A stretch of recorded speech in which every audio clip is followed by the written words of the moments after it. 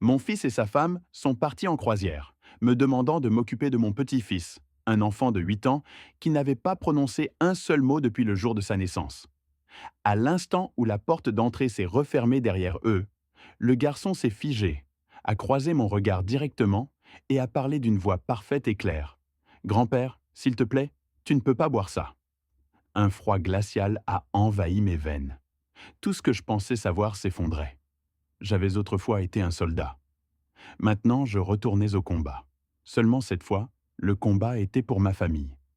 J'ai besoin de savoir que je ne suis pas seul dans cette histoire. Laissez un commentaire avec l'endroit d'où vous regardez, votre ville, votre pays. Car dans les prochaines minutes, vous comprendrez pourquoi je partage cette histoire avec le monde entier, peu importe où vous êtes. À 68 ans, après 2 tours en Algérie et avoir enterré ma femme il y a 4 ans, je pensais connaître la peur. J'avais tort. La vraie terreur, c'est le son d'un garçon de 8 ans brisant 8 années de silence pour vous dire que quelqu'un essaie de mettre fin à vos jours. Mon fils Christophe s'est garé dans mon allée juste après 9 heures ce jeudi matin, sa berline grise étincelant sous le soleil d'octobre. Sa femme Amélie est sortie en premier, ses cheveux blonds parfaits, des lunettes de soleil de créateur perchées sur sa tête. Papa, merci encore pour ça, dit Christophe en sortant leur bagage. 4 jours de croisière en Méditerranée, notre anniversaire. Lucas est sorti de la banquette arrière, petit pour ses 8 ans, serrant contre lui cet éléphant en peluche qu'il portait depuis l'âge de 2 ans. Le docteur avait dit qu'il ne parlerait jamais. Non-verbal, ils appelaient un peu ça. Mais quand ce garçon vous regardait avec ses yeux bruns, je me suis toujours demandé s'il ne se passait pas plus de choses que quiconque ne le soupçonnait. Dans ma cuisine, Amélie a posé une petite boîte sur mon comptoir. Marcel, j'ai préparé votre tisane spéciale de camomille, le mélange qui vous aide à dormir. J'ai hoché la tête, bien que je ne me souvenais pas avoir mentionné des troubles du sommeil. Il est très important que vous la buviez 2 fois par jour, matin et soir. Elle aligna les sachets avec une précision minutieuse. J'en ai fait assez pour toute la durée de notre absence. À votre âge, la régularité compte pour votre santé. Quelque chose a traversé son visage, puis rapide comme l'attaque d'un serpent. Mes instincts de combat se sont déclenchés. Ce sixième sens des territoires hostiles. Mais c'était ma belle-fille qui parlait de tisane. J'ai refoulé ce sentiment. On devrait y aller, dit Christophe depuis le seuil. Je l'ai regardé embrasser le front de Lucas, mais ses yeux glissaient loin du visage de son fils. Il n'arrivait pas tout à fait à le regarder. Sois sage avec grand-père, dit Amélie à Lucas. Sa voix n'avait aucune chaleur. Tu te souviens de ce dont on a parlé? Lucas n'a pas répondu. Il ne le faisait jamais. Ils sont partis dans un flou d'au revoir. Je me tenais sur mon perron, la main de Lucas dans la mienne, regardant cette berline disparaître dans la rue des Tilleuls. L'air matinal était frais. Les feuilles commençaient juste à tourner. Cela aurait dû être paisible. La porte s'est refermée derrière nous avec un clic. Les doigts de Lucas se sont cramponnés autour de mon poignet. Fort, urgent. J'ai baissé les yeux. Il a lâché son éléphant. Son autre main pointait vers la cuisine, vers cette boîte de tisane. Tout son corps tremblait. Lucas, je me suis agenouillé. Qu'est-ce qui ne va pas, mon grand? Sa bouche s'est ouverte, fermée, ouverte à nouveau. Ses yeux étaient écarquillés avec 8 années de mots contenus, se libérant enfin. Puis il a parlé. La voix était rauque, peu exercée, mais d'une clarté cristalline. Grand-père, a-t-il chuchoté, ses yeux bruns verrouillés sur les miens? Ne bois pas la tisane. Maman y a mis quelque chose de mauvais. Le monde a basculé. Mes genoux ont failli céder. J'ai agrippé ses épaules, fixant cet enfant qui n'avait jamais parlé. Pas une seule fois. Lucas, j'ai réussi à dire. Tu viens de... Tu as parlé? Ses petites mains ont attrapé ma chemise. La terreur sur son visage était réelle, une connaissance d'adulte. S'il te plaît, grand-père. Sa voix s'est brisée. S'il te plaît, ne la bois pas. Mon petit-fils de 8 ans, qui n'avait pas prononcé un seul mot depuis sa naissance, venait de me sauver la vie, et je n'avais aucune idée de combien il allait encore me révéler. J'ai guidé Lucas vers la table de la cuisine, mes mains tremblant encore de ce que je venais d'entendre. Ce garçon, qui avait été silencieux toute sa vie, avait parlé, et chaque mot glaçait mon sang davantage. Assieds-toi, mon grand, dis-je en tirant une chaise. J'ai versé de l'eau pour nous deux. Pas de tisane. Plus jamais cette tisane.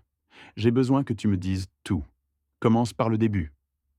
La voix de Lucas était encore rauque, comme un moteur qui n'avait pas tourné depuis des années. Mais les mots venaient réguliers et clairs. J'avais 5 ans, dit-il en regardant ses mains. J'étais chez le docteur avec maman.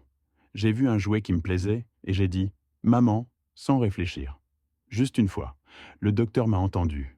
J'attendais, la mâchoire serrée. Cette nuit-là, maman est venue dans ma chambre après que papa s'est endormi. Sa voix est devenue plus silencieuse. Elle a dit que si je parlais encore sans sa permission, elle m'enverrait dans un hôpital spécial, un endroit où je ne reverrais plus jamais, ni toi ni papa. Elle a dit qu'ils font des piqûres aux enfants là-bas, qui les font dormir pour toujours. 5 ans, menacé de mort pour avoir dit un mot. J'avais si peur, grand-père. Ses yeux bruns ont croisé les miens. Alors, j'ai arrêté de parler à tout le monde de tout. Depuis combien de temps es-tu capable de comprendre les choses demandai-je, gardant ma voix calme malgré la rage qui montait dans ma poitrine. Toujours, dit-il simplement. J'ai appris à lire tout seul quand j'avais 6 ans, grâce aux sous-titres à la télé, grâce à tes livres quand tu les laissais traîner. Ce garçon avait été piégé dans le silence, mais son esprit avait fonctionné tout ce temps, apprenant, regardant, comprenant tout. J'écoute les conversations d'adultes, continua Lucas. Les gens pensent que parce que je ne parle pas, je n'entends pas. Mais j'entends tout. Grand-père, qu'as-tu entendu à propos de la tisane? Il y a 6 mois, maman était au téléphone dans sa chambre. J'étais censé dormir, mais je l'ai entendu parler de médicaments, de te rendre confus, de s'assurer que tu ne te réveillerais pas. Sa voix s'est brisée. C'est là que j'ai commencé à chercher des preuves. La cuisine semblait soudain trop petite. Ma belle-fille planifiait de m'éliminer depuis au moins 6 mois, peut-être plus. Pourquoi ne me l'as-tu pas dit avant? Demandai-je, bien que je connaisse déjà la réponse. Elle surveille tout ce que je fais, partout où je vais, chaque fois que tu nous rends visite. Les mains de Lucas se tordaient ensemble.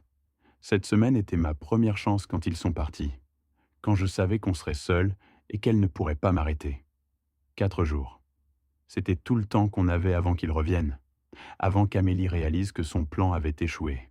« Grand-père », dit Lucas, et quelque chose dans sa voix m'a fait me concentrer complètement sur lui. Je n'ai pas juste entendu des choses. J'ai gardé des papiers, des preuves. Je les cache là où maman ne penserait jamais à regarder. Quel genre de papier? Tes recherches sur les personnes âgées et les médicaments? Sur comment rendre les gens malades quand ils ne le sont pas? Sur... Il s'est interrompu. Sur comment s'assurer que les gens ne se réveillent pas. Mon petit-fils avait recueilli des renseignements comme un agent entraîné pendant des mois, peut-être des années, et il avait 8 ans. Il y a plus, ajouta-t-il doucement. Des papiers sur moi aussi, sur pourquoi elle me déteste tant. Je pensais à l'incapacité de Christophe à regarder son fils dans les yeux, à la voix froide d'Amélie quand elle lui parlait. Il y avait des couches à cela que je n'avais même pas commencé à comprendre. La petite main de Lucas a serré la mienne. C'est dans ma chambre, grand-père. Tout ce qu'elle planifiait. Tu veux le voir? Lucas m'a mené à l'étage dans sa chambre, dépassant les photos de famille qui tapissaient le couloir. Des photos de l'enfance de Christophe. Ma femme Marie, souriante dans son jardin. Lucas bébé. Des souvenirs de famille normaux, cachant quelque chose de pourri en dessous. Sa chambre avait encore le papier peint, avec des dinosaures que j'avais aidé à poser quand il avait 4 ans. J'avais pensé que les couleurs vives pourraient l'encourager à communiquer.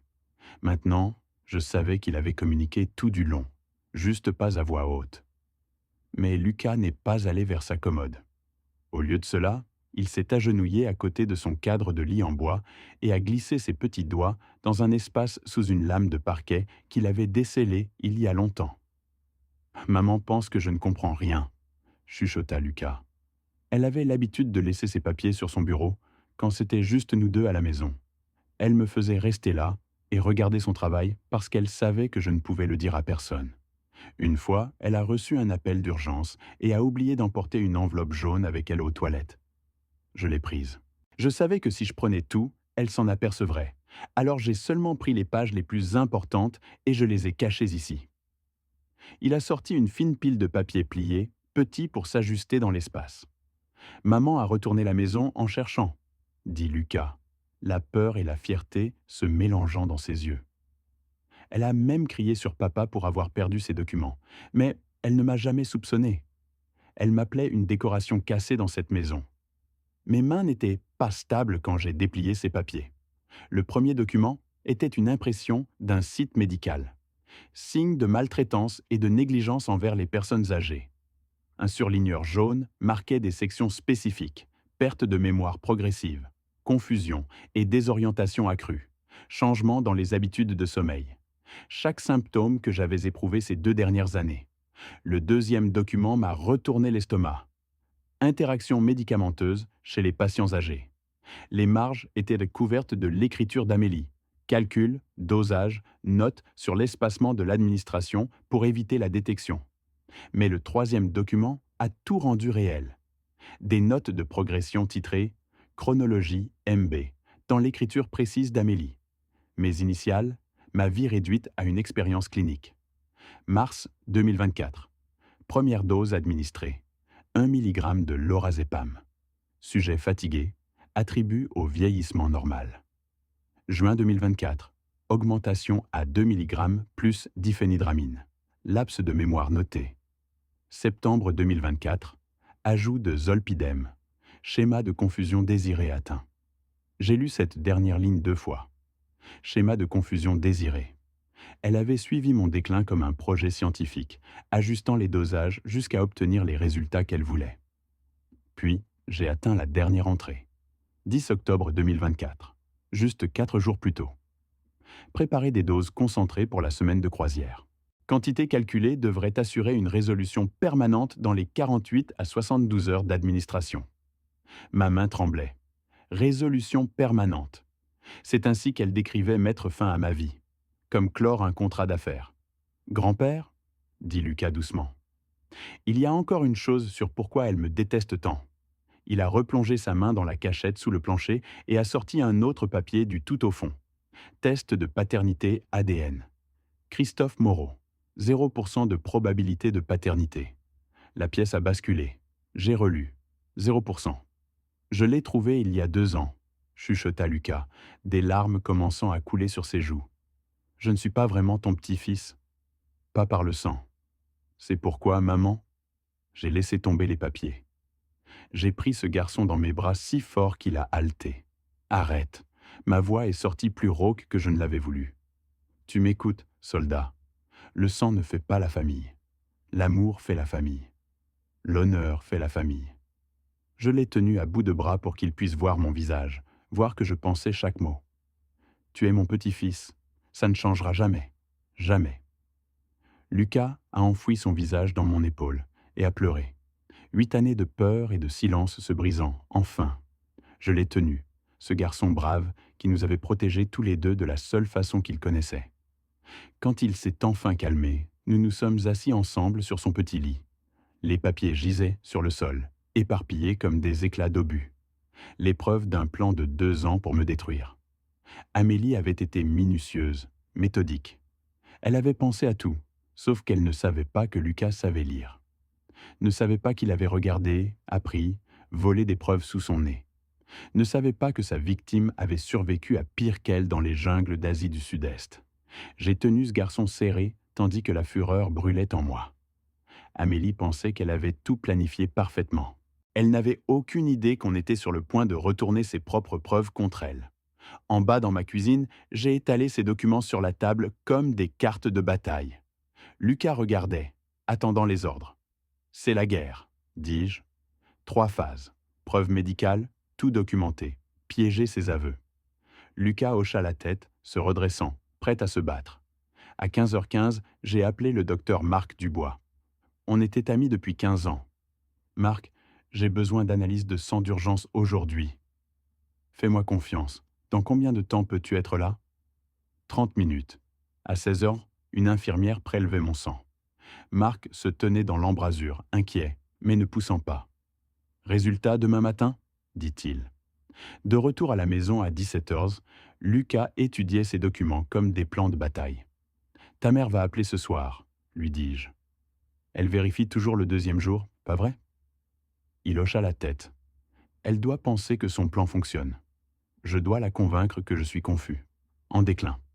On a passé l'heure suivante à répéter. Je m'entraînais à bredouiller, me répéter, oublier des choses. Lucas me corrigeait quand je n'étais pas assez convaincant. Parfois, paraître faible est la position la plus forte, expliquai-je. Laisse l'ennemi penser qu'il a gagné, puis frappe-le par derrière. Le téléphone a sonné à exactement 20 heures. Prévisible. Amélie, répondis-je, laissant ma voix paraître fatiguée. Oh, bonjour ma chère. Marcel, comment vous sentez-vous? Comment va Lucas? J'ai laissé le silence s'étirer trop longtemps. Lucas? Oh, oui. Bon garçon. Si silencieux. Avez-vous mangé correctement? Je pense, bien que je ne me souvienne pas si j'ai donné à manger au garçon aujourd'hui. L'ai-je fait? Une vraie confusion s'est glissée. Et ce matin, je n'arrivais pas à trouver mon portefeuille. De l'autre côté de la table, Lucas me fit un pouce en l'air. Oh mon Dieu, dit Amélie. J'entendis la satisfaction qu'elle ne pouvait pas tout à fait cacher. C'est préoccupant. J'ai été si fatigué. Je n'arrête pas de penser voir Marie dans la maison. Je laissais mes mots se brouiller. Elle était dans le jardin hier. Où était-ce? Quel jour sommes-nous? Jeudi, Marcel. C'est jeudi soir. Jeudi exact? Je répétais lentement. Avez-vous bu votre tisane? Sa voix s'aiguisa. Tisane? Oui. M'aide à dormir. Je dors tant maintenant. Je traînais les mots ensemble. Est-ce qu'elle est censée me rendre si fatigué? C'est complètement normal. À votre âge, votre corps a besoin de plus de repos. Elle parla de centre de soins de la mémoire et d'aide professionnelle, de discuter de mes options quand il reviendrait. Je faisais des sons vagues et conciliants, jouant un homme trop confus pour comprendre son propre destin. Quand j'ai raccroché, j'ai immédiatement abandonné l'acte. Lucas me regardait, émerveillé. Elle y a totalement cru. 8 ans tu es resté silencieux, dis-je. Je peux faire semblant d'être confus pendant 2 jours. J'ai regardé le calendrier. Jeudi soir, il reviendrait dimanche après-midi. 48 heures pour finaliser notre piège. J'avais mené des opérations avec des délais plus serrés au Vietnam, mais à l'époque, je me battais pour des coordonnées et des objectifs que je comprenais à peine. Cette fois, je me battais pour la famille. Vendredi matin à 9 heures, le docteur Dubois a appelé avec des résultats qui confirmaient tout ce que Lucas m'avait dit. Marcel, votre analyse de sang est revenue. Lorazépam, diphénhydramine, zolpidem, tous non prescrits. Les niveaux étaient dangereusement élevés. 1 semaine de plus à ces concentrations et vous auriez souffert de dommages cognitifs irréversibles ou de la mort. J'ai fermé les yeux. L'entendre d'un médecin le rendait réel d'une façon que ses notes de progression ne l'avaient pas fait. Je sais qu'il a fait, Marc. J'ai besoin de 24 heures pour gérer ça à ma façon. Marcel, vous devez appeler la police maintenant. Lundi matin, vous témoignerez au tribunal, je promets. Mais j'ai besoin d'un jour de plus. Silence. Puis, Marc soupira. 24 heures. Pas 1 minute de plus. À 11 heures, j'ai appelé Daniel Rousseau, mon avocat depuis 15 ans. Daniel, si j'enregistre quelqu'un sans qu'il le sache en France, est-ce admissible au tribunal? Une pause. Oui, tant que vous faites partie de la conversation, c'est complètement légal. Pourquoi? J'aurai besoin de vous dimanche soir vers 18h. À 14 ans cet après-midi-là, Lucas et moi étions au magasin d'électronique de la rue Gambetta. J'ai acheté un enregistreur vocal numérique, assez petit pour se cacher, mais assez sensible pour capter chaque mot. Qualité professionnelle. On l'a testé sur le parking. Lucas s'est tenu à 4,5 mètres et a parlé normalement. Quand je l'ai repassé, chaque syllabe était d'une clarté cristalline. Ce soir-là, à ma table de cuisine, j'ai exposé le plan étape par étape. L'enregistreur irait derrière les livres d'histoire militaire sur l'étagère de mon salon. Lucas jouerait silencieusement sur le sol, invisible comme Amélie s'y attendait. Quand le moment viendrait, quand elle aurait dit assez pour se condamner, il se lèverait, marcherait vers l'étagère, sortirait l'enregistreur et parlerait. Les mains de Lucas se tordaient ensemble. Et si j'ai trop peur? Et si je n'y arrive pas? J'ai couvert ses mains des miennes. Tu as été brave pendant 8 ans, soldat. Un jour de plus, c'est tout ce que je demande. Samedi matin, on a testé l'enregistreur plusieurs fois, vérifié les piles, pratiqué le placement jusqu'à ce que Lucas puisse le faire sans difficulté. L'après-midi, on a fait des répétitions complètes. Je pratiquais la confusion, bredouiller, perdre le fil de mes pensées. Lucas pratiquait rester silencieux et immobile. Puis on a échangé les rôles. Je peux parler, dit Lucas, sa voix devenant plus forte à chaque répétition. J'ai toujours pu parler. Maman m'a fait trop peur. Plus fort, conseillai-je, regarde-les droit dans les yeux. Chaque mot compte. On a répété 5 fois jusqu'à ce que sa voix résonne claire et confiante. Le soir, Lucas ne pouvait pas beaucoup manger au dîner. Son estomac était noué par les nerfs. Je lui ai raconté des histoires d'Algérie pour le distraire, sur des soldats plus jeunes que Christophe, qui avaient trouvé un courage qu'il ne savait pas avoir. Au coucher, Lucas leva les yeux de son oreiller. Grand-père, et si tout va mal demain? Alors on s'adapte, mais ça n'arrivera pas. La vérité est de notre côté, et on a les preuves pour le prouver. Lucas s'endormit d'un sommeil agité. Je n'ai pas dormi du tout.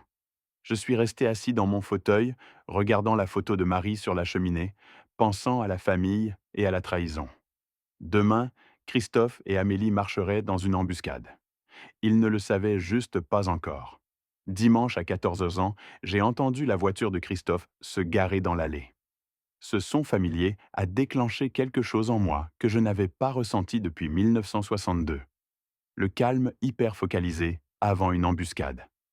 Lucas et moi avons échangé un regard rapide à travers le salon. Ses yeux bruns étaient stables, prêts. On avait répété ce moment pendant 2 jours d'affilée.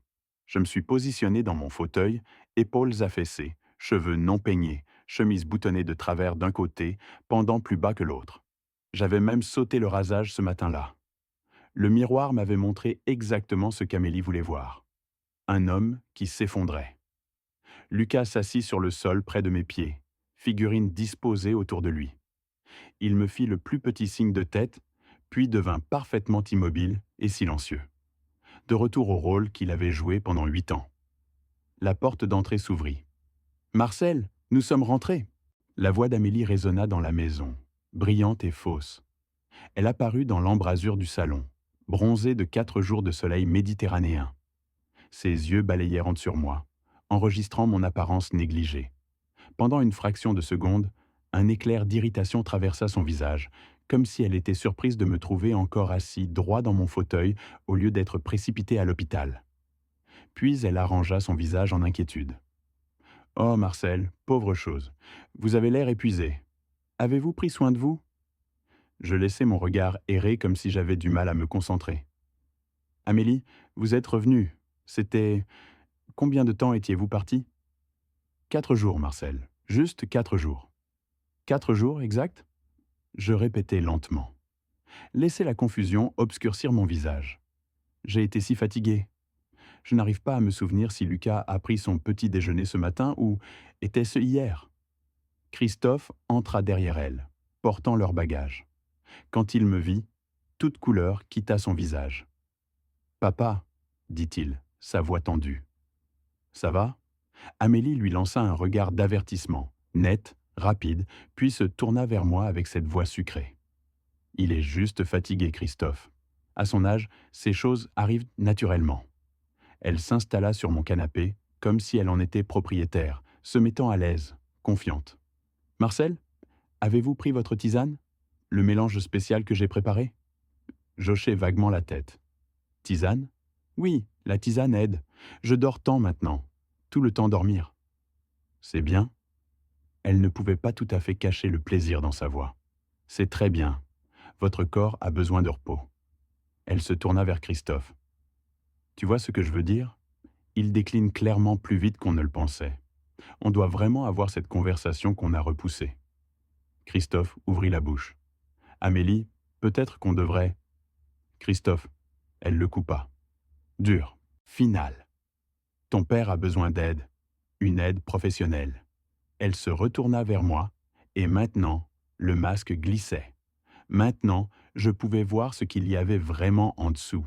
« Marcel, comment vous sentiriez-vous dans un endroit où des infirmières pourraient veiller sur vous, où des gens pourraient s'assurer que vous êtes en sécurité? » Je fis ma voix petite, défaite. Je ne veux pas être un fardeau. Un poids pour vous, les enfants. Vous n'êtes pas un fardeau. Les mots étaient justes, mais le ton était tout faux. Mais la nature suit son cours. Certaines personnes de votre âge s'éteignent simplement plus vite que d'autres, surtout quand elles ne sont plus aussi vives qu'avant. Elle se réchauffait à son sujet maintenant, devenant plus audacieuse. Un centre de soins de la mémoire serait le mieux pour tout le monde. Alors on pourrait gérer vos affaires correctement. La maison, les finances, toutes ces choses compliquées dont vous n'avez plus besoin de vous soucier. Christophe bougea inconfortablement dans l'embrasure. Amélie, elle l'ignora complètement. Tout sera tellement plus simple, continua-t-elle, presque pour elle-même, une fois que les arrangements appropriés seront pris. L'enregistreur derrière ses livres sur mon étagère captait chaque mot, chaque calcul froid, chaque preuve dont on avait besoin. Je restais assis là, jouant mon rôle. L'homme confus, la victime facile, la laissant penser qu'elle avait gagné. C'est alors que Lucas s'est levé lentement, délibérément. Et il n'a pas marché vers moi. Il a marché vers l'étagère. La voix d'Amélie s'est coupée nette. Lucas marcha vers l'étagère, tendit la main derrière les vieux livres de guerre, sortit l'enregistreur numérique, se tourna pour faire face à sa mère et parla. « Ceci enregistre depuis que vous êtes entrés. » Le visage d'Amélie devint blanc. « Et je peux parler ?» dit Lucas, sa voix claire et stable. J'ai toujours pu parler. Le silence s'abattit sur la pièce. La bouche d'Amélie s'ouvrit. « C'est impossible. Vous êtes muet. Les docteurs ?»« Les docteurs à qui tu as menti ?» dit Lucas. « J'ai fait semblant parce que tu as dit que tu ferais du mal à grand-père si je parlais. » Christophe regardait son fils, stupéfait. « Tu peux vraiment ?» Je me levai, abandonnant complètement l'acte confus. Le garçon a pu parler toute sa vie, tout comme j'ai été complètement lucide pendant 5 jours. Amélie trébucha en arrière. « Vous n'êtes pas confus ?»« Pas même un peu, » dis-je froidement. « Il s'avère qu'arrêter votre tisane empoisonnée fait des merveilles. » Je ne sais pas de quoi vous... Non, je la coupai. Je sortis le dossier Manila de côté du fauteuil. On a votre documentation ici même, vos recherches, vos études de drogue, vos notes de progression. Je lus à voix haute. 10 octobre. Préparer des doses concentrées pour la semaine de croisière. Résolution permanente dans les 48 à 72 heures. Je levai les yeux. C'est comme ça que vous décriviez mettre fin à ma vie. Le visage de Christophe se vida de couleur. Papa, non, elle ne... Elle m'a empoisonné pendant 2 ans, dis-je. Lorazépam, diphénhydramine, zolpidem. Dubois a fait une analyse de sang. C'est tout documenté. L'enregistreur a tout capté, ajoutai-je. Chaque mot que vous avez dit aujourd'hui. Je plongeai encore dans le dossier. Mais vous voulez connaître la pire partie? J'ai trouvé le test ADN, Amélie. Je le brandis. Lucas n'est pas le fils biologique de Christophe. Vous avez piégé mon fils avec l'enfant d'un autre homme. Le visage de Christophe me dit qu'il le savait. Lucas s'avança. Je l'ai trouvé il y a 2 ans. Je sais que je ne suis pas vraiment un Moreau. Je me tournai vers lui, ma voix ferme. Tu es un Moreau, soldat. Le sang ne fait pas la famille. L'honneur si. Le visage d'Amélie se tordit de rage. Ce bâtard a tout gâché. Je ne l'ai jamais voulu. Elle réalisa ce qu'elle venait d'admettre. Et vous étiez censé vous éteindre tranquillement. La tisane marchait jusqu'à ce que... Elle se précipita vers Lucas. Si tu étais juste resté silencieux? Je bougeais par pur instinct, m'interposant entre eux et attrapant son poignet. Touchez ce garçon, et ce sera la dernière chose que vous ferez. Amélie se débattit contre ma prise. Lâchez-moi, il n'est même pas votre vrai petit-fils. Je la tins avec la même prise ferme que j'avais utilisée pour tenir un fusil il y a 50 ans. Ce garçon a plus d'honneur que vous ne pourriez en avoir en 10 vies. Je regardais Lucas. Appel le 17, soldat. Tentative d'empoisonnement et maltraitance de personnes âgées. Lucas courut vers le téléphone de la cuisine. Christophe s'effondra dans le fauteuil. Papa, je suis désolé, je ne savais pas qu'elle irait vraiment. Je pensais qu'elle ne faisait que parler. Tu en savais assez, dis-je. Tu savais pour le garçon. Tu savais qu'elle faisait quelque chose. Tu as choisi le silence. Elle menaçait le divorce, de tout prendre. J'étais piégé. Alors tu l'as laissé faire taire ton fils pendant 8 ans, empoisonner ton père. Tu es devenu complice. Lucas appela depuis la cuisine. Ils arrivent, grand-père. 5 minutes. Les sirènes devinrent plus fortes. Amélie arrêta de se débattre quand elle les entendit. Lucas se tenait derrière moi, sa main agrippant ma chemise. On avait survécu. Mais en regardant mon fils s'effondrer dans ce fauteuil, la douleur de cela était presque égale à la trahison. Les rouages de la justice tournaient lentement, mais quand ils atteignirent Amélie, ils broyèrent tout ce qu'elle avait construit sur des mensonges en poussière. Dimanche soir, la police emmena Amélie menottée. Elle cria que j'avais manipulé Lucas, que le garçon était mentalement malade, que j'étais sénile. L'officier ne dit rien. Ils avaient entendu l'enregistrement. Christophe partit dans une voiture séparée pour interrogatoire. Son visage était gris. Les inspecteurs interrogèrent Lucas et moi séparément les 3 jours suivants. Lucas répondit à chaque question de sa voix claire et ferme. Il expliqua les menaces à l'âge de 5 ans, les 8 années de silence forcé, les preuves qu'il avait rassemblées. Le docteur Émilie Rousseau évalua Lucas à la demande du procureur. Son rapport confirma une intelligence exceptionnellement élevée. Le silence forcé était de la maltraitance psychologique documentée. Plus important, elle le certifia comme témoin crédible. Le docteur Marc Dubois témoigna sur l'analyse de sang. Les niveaux de lorazépam, diphénhydramine et zolpidem dans mon système avaient été dangereusement élevés. 1 semaine de plus, dit-il, et j'aurais probablement souffert de dommages irréversibles ou de la mort. Daniel Rousseau présenta l'épreuve. L'aveu enregistré, les notes de progression de l'écriture d'Amélie, le test ADN montrant le motif, les sachets de tisane de mon placard. L'analyse de laboratoire confirma que les sachets contenaient les mêmes drogues trouvées dans mon sang. La défense d'Amélie essaya de prétendre que j'avais planté des preuves, que Lucas avait été entraîné, que l'enregistrement était truqué. Mais il ne pouvait pas expliquer les notes de progression de son écriture. Il ne pouvait pas expliquer les drogues dans la tisane qu'elle avait personnellement préparée. Il ne pouvait pas expliquer sa voix sur l'enregistrement, froide et calculatrice. Le procès dura 3 semaines. Les preuves étaient accablantes. Le juge condamna Amélie à 15 ans de prison pour tentative d'empoisonnement, maltraitance de personnes âgées et mise en danger d'enfants. Christophe reçut 5 ans de mise à l'épreuve. Il avait coopéré pleinement et exprimé des remords sincères. Le juge précisa clairement que son silence avait permis 8 années de maltraitance. L'audience de garde fut brève. Christophe comparut volontairement. « Je renonce à tous droits parentaux », dit-il au juge. « Lucas mérite mieux. Mon père a été plus père que je ne l'ai jamais été. » Le juge m'accorda la tutelle légale complète. 1 mois plus tard, je rendis visite à Christophe à la prison du comté. Il paraissait 10 ans plus vieux. « Comment va-t-il » demanda Christophe. Lucas parle sans arrêt, s'épanouit.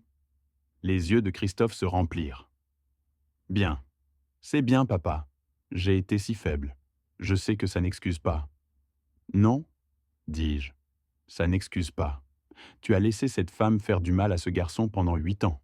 Tu m'as laissé être empoisonné. Tu étais victime au début, mais ensuite, tu es devenu complice. Je vivrai avec ça pour toujours. Mais peux-tu lui dire que je l'aime, même si j'ai échoué ?» Je restai silencieux un long moment. « Je le lui dirai. S'il te pardonne, c'est son choix. Mais oui, je le lui dirai. » Merci, papa. Et merci d'avoir été fort quand je ne pouvais pas l'être. Je partis sans regarder en arrière. Je ne reviendrai plus. 6 mois plus tard, alors que le printemps cédait la place au début de l'été, Lucas et moi avions construit quelque chose que je pensais avoir perdu quand ma femme était partie. Une famille. Liée non par le sang, mais par le choix et la survie. Il y a une différence entre survivre et vivre. Lucas m'a enseigné cette différence. Un samedi matin de fin avril, Lucas et moi étions assis sur le ponton du lac local, ligne lancée dans une eau qui reflétait le ciel bleu pâle. L'air sentait l'herbe fraîche et les possibilités. Ma présentation scientifique sur les ondes sonores a eu la meilleure note de la classe, dit Lucas, sa voix animée. Madame Broder a dit que c'était la meilleure qu'elle ait jamais vue d'un élève de CE2. Je souris.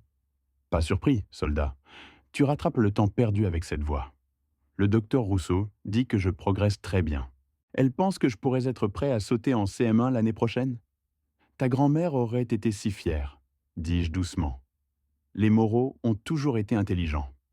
Nous restâmes assis en silence confortable un moment, regardant les lignes, écoutant les oiseaux du printemps. Grand-père, la voix de Lucas était plus douce maintenant. Tu penses parfois à mon père biologique? Je n'hésitais pas. Non, parce que je regarde mon petit-fils maintenant. Mais on ne partage pas le sang. On partage quelque chose de plus fort que le sang, dis-je. Le sang est un accident de naissance. La famille, c'est pour qui tu es prêt à te battre. On l'a fait. Ça fait de nous une famille, au sens le plus vrai. Lucas fut silencieux un moment. Je peux encore être un Moreau? Je me tournai pour lui faire face complètement. Fils, tu as gagné ce nom. Tu as montré plus de courage que la plupart des soldats avec qui j'ai servi. Tu es un Moreau parce que tu as agi comme un Moreau, quand c'était le plus important. Ses yeux s'illuminèrent. Je veux être comme le docteur Rousseau quand je serai grand. Aider les enfants qui ne peuvent pas parler parce qu'ils ont trop peur. Ma gorge se serra. Tu feras des choses extraordinaires, Lucas. Tu les comprends d'une façon que personne d'autre ne peut. Tu penses que je peux vraiment le faire? Tu as survécu 8 ans et sauvé nos 2 vies, dis-je. Tu peux tout faire. La canne à pêche de Lucas fit soudain un à-coup. Ses yeux s'écarquillèrent. J'ai quelque chose. Nous agrippâmes tous les deux la canne, travaillant ensemble pour ramener ce qu'il avait ferré. La ligne résistait, courbant la canne en arc aigu. Doucement maintenant, conseillai-je. Laisse-le se fatiguer d'abord. Après une minute de lutte, une petite perche brisa la surface, se tordant dans la lumière du soleil. Lucas rit de joie pure, un son que je ne tiendrai jamais pour acquis. Nous amenâmes le poisson au ponton, et je montrai à Lucas comment le relâcher correctement, soutenant son poids dans l'eau jusqu'à ce qu'il nage au loin. Grand-père? Demanda Lucas alors qu'on remettait les lignes. Tu penses que papa viendra jamais nous voir? Je considérais soigneusement la question. Je ne sais pas. Ton père fait face à sa propre culpabilité. Mais on va bien. Mieux que bien. Oui, dit Lucas simplement. On va bien. Le soleil monta plus haut. Une brise ondula sur l'eau. Lucas fredonna doucement en regardant sa ligne. Un son qui lui avait été refusé pendant 8 ans. L'armée m'a enseigné le devoir. Mon fils m'a enseigné la déception. Mais Lucas m'a enseigné le vrai sens de la famille. Non pas qui partage ton sang, mais qui partage tes batailles. Il y a 2 semaines, Lucas a eu sa première séance avec le docteur Rousseau, où il a parlé de vouloir aider d'autres enfants un jour. Elle m'a dit après que son empathie et sa perspicacité étaient remarquables, que le traumatisme, quand on y survit, peut devenir force. Christophe a envoyé une lettre de prison. Je ne l'ai pas encore ouverte. Peut-être que je le ferai. Peut-être que Lucas voudra la lire un jour. Mais c'est un choix pour un autre jour. À 68 ans, j'ai retrouvé mon but. Non comme soldat, non comme père déçu, mais comme grand-père d'un garçon qui a trouvé sa voie et sauvé nos 2 vies. Certaines familles naissent. La nôtre a été forgée dans la bataille, et cela la rend incassable. En regardant en arrière tout ce qui s'est passé, je veux partager quelque chose avec vous. Cette histoire vraie n'est pas juste la mienne. Elle appartient à chaque grand-parent qui s'est jamais senti impuissant. Chaque enfant qui a jamais été réduit au silence. Ne soyez pas comme j'étais. J'ai ignoré les signaux d'alarme. J'ai écarté ce sentiment inquiétant quand Amélie souriait trop gentiment. J'ai fait confiance aveuglément quand j'aurais dû questionner. Si vous sentez que quelque chose ne va pas avec un être cher, surtout un parent âgé ou un enfant silencieux, enquêtez immédiatement. N'attendez pas que les preuves tombent sur vos genoux comme elles l'ont fait pour moi. Dieu merci, Lucas a trouvé le courage de parler. Dieu merci, j'avais assez de clarté pour l'écouter. Et Dieu merci, on savait l'un l'autre quand tout s'est effondré. Sans intervention divine et la bravoure extraordinaire de ce garçon, je ne serais pas là pour vous raconter cette histoire de grand-père. La leçon que Lucas et moi avons apprise est celle-ci. La famille n'est pas une question d'ADN. C'est qui se tient à vos côtés quand la bataille arrive. Le sang peut vous connecter par accident, mais l'amour et l'honneur vous connectent par choix. On s'est battu l'un pour l'autre. Ça nous a rendus incassables. Si vous élevez un petit enfant, protégez un parent vieillissant ou essayez simplement de tenir votre famille unie, sachez ceci, vous n'êtes pas seul. Ces histoires de grand-père comptent. Ces histoires vraies sauvent des vies. Lucas et moi sommes la preuve que le courage et la vérité peuvent vaincre même la tromperie la plus sombre. Alors je vous demande, avez-vous jamais soupçonné que quelque chose n'allait pas, mais êtes resté silencieux? Qu'auriez-vous fait dans ma situation? S'il vous plaît, commentez ci-dessous et partagez vos pensées. Si cette histoire vous a touché le cœur, abonnez-vous pour ne jamais rater une autre histoire comme la nôtre. Et partagez cette vidéo avec quelqu'un qui a besoin de l'entendre, parce que parfois, les batailles les plus importantes se livrent dans nos propres foyers. Merci de m'avoir écouté. Restez vigilants, restez forts, et choisissez toujours l'amour plutôt que le silence. Merci d'avoir écouté mon histoire. Si elle t'a touché, c'est que laisse un like, écris en commentaire ce qui t'a le plus parlé et abonne-toi à la chaîne. Beaucoup d'autres histoires arrivent. Ce n'est pas la fin de la mienne, c'est seulement le début de quelque chose de meilleur.